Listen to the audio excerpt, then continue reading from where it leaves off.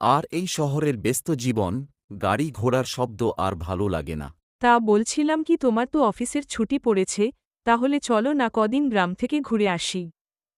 সেখানে এই শহরের গরমও থাকবে না, আবার গ্রামের ওই প্রাকৃতিক সৌন্দর্য উপভোগ করতে পারব, ফলে মনটাও ভালো হয়ে যাবে। হে, কথাটা তুমি খুব একটা মন্দ বলনি।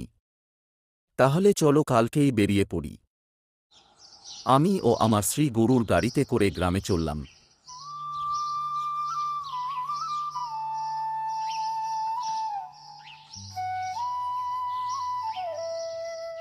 বলছি দাদাবাবু, আপনারা যাবেন কোথায়? আমাদের কদিন থাকার মতো কোনো হোটেলে নিয়ে চলুন। দাদাবাবু, এটা তো গ্রাম, এখানে হোটেল হয় না। হে, তবে আমি যতদূর জানি, ওই সামনের গ্রামে একটি পুরনো বাড়ি বহুদিন থেকে ফাঁকা পড়ে আছে। আপনারা যদি চান সেখানে থাকতে পারেন। তাহলে তুমি আমাদের সেখানেই নিয়ে চলো।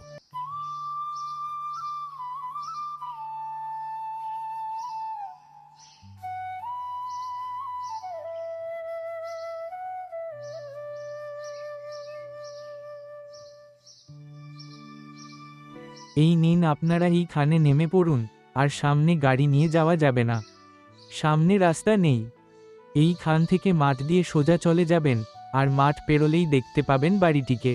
আপনাকে অসংখ্য ধন্যবাদ ভাই। এরপর আমরা পায়ে হেঁটে চলতে শুরু করলাম। মাঠের চারিদিক সবুজ শস্য, শাকপাতা দিয়ে পরিপূর্ণ। আহো, দেখলেই মনটি জুড়িয়ে যায়।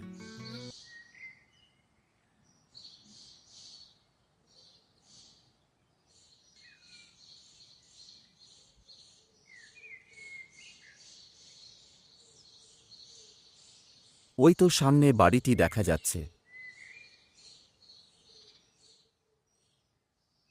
কি ব্যাপার, বাড়িতে কেউ আছে বলে তো মনে হচ্ছে না। তাহলে আমরা এখন কি করব? আশেপাশে কাউকে দেখতেও তো পাচ্ছি না।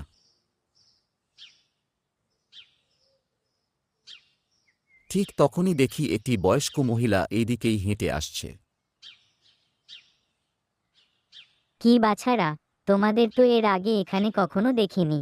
তোমাদের বাড়ি কোথায়? আমাদের বাড়ি শহরে, এই কদিনের জন্য গ্রামে ঘুরতে এসেছি। আচ্ছা, এই বাড়ির মালিক কোথায় গিয়েছে একটু বলতে পারবেন? তোমাদের কি কাজ তার সঙ্গে? আমাদের যদি দয়া করে কদিন এই বাড়িতে থাকতে দেয় তাহলে খুব ভালো হতো। তোমরা এইখানেই দাঁড়াও, আমি আসছি। আমার কথাটি শোনার পর মহিলাটি দাঁড়াতে বলে চলে গেল। এই নাও বাছারা ঘরের চাবি, তোমাদের যতদিন মন চায় এখানে থাকো, কেউ বারণ করবে না। কিন্তু আপনি কে? এই বাড়ি কি আপনারই? না গো বাবা, এই বাড়ির মালিক আমার কাছে চাবিগুলি দিয়ে সেই কবে চলে গেছে, এরপর আর আসেনি। জানি না কবে আসবে। ওর পর থেকেই এই বাড়ি ফাঁকা পড়ে আছে। তাহলে তুমি এখানে থাকো না কেন? আমি একা মানুষ এত বড় বাড়িতে থাকতে পারবো? ওই সামনে একটি ছোট্ট কুটির আছে, সেখানেই পড়ে থাকি। এরপর আমরা ঘরের ভেতরে গেলাম। ঘরের ভেতরে ঢুকতেই গায়ে কেমন যেন এক ঠান্ডা বাতাস অনুভূত হল। ঘরের দেয়ালগুলো মাকড়সার জালে পরিপূর্ণ। দেখেই বোঝা যাচ্ছে বহুদিন থেকে এই ঘরে কেউ থাকে না। ঘরের মেঝেতে একটি টেবিল রাখা ছিল। আমার ঘরের ভেতরে ঢুকতেই কেমন যেন অস্বাভাবিক লাগতে শুরু করল। আমার স্ত্রীর অবশ্য ঘরটি খুবই পছন্দ হয়েছে।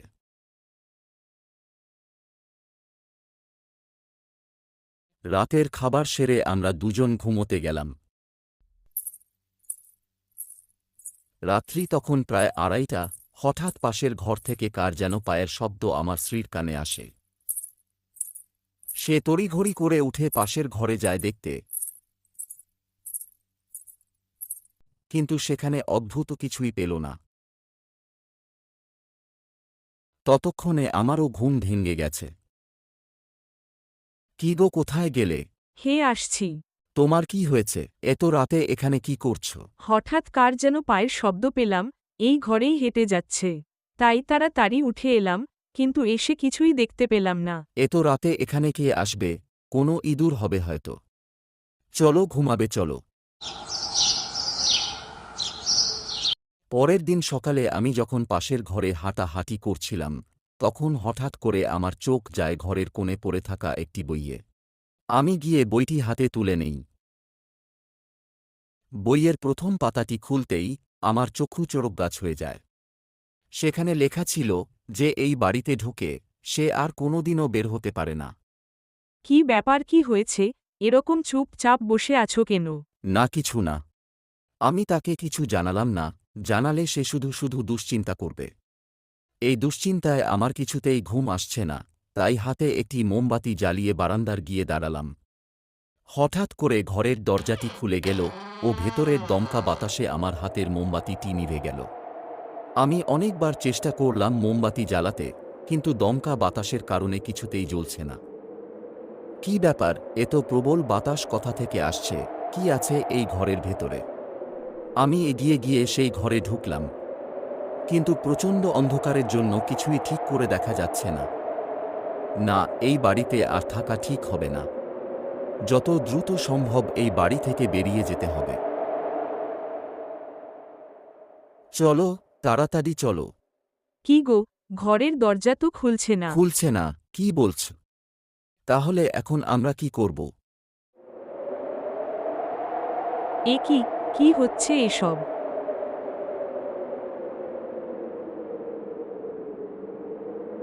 কেন এসেছিস তোরা এখানে? জানিস না এটা আমার বাড়ি? আমরা তো জানতাম না। আমাদের ছেড়ে দাও, আর কোনোদিনও আসবো না এই বাড়িতে। আমাদের ছেড়ে দাও। ঠিক আছে, আমি তোদের ছেড়ে দিচ্ছি, কিন্তু মনে রাখিস এরপর যদি আর কোনো দিন তোদের এখানে দেখি তবে সেদিনই হবে তোদের শেষ দিন। চলে যা, এক্ষুনি চলে যা আমার বাড়ি থেকে।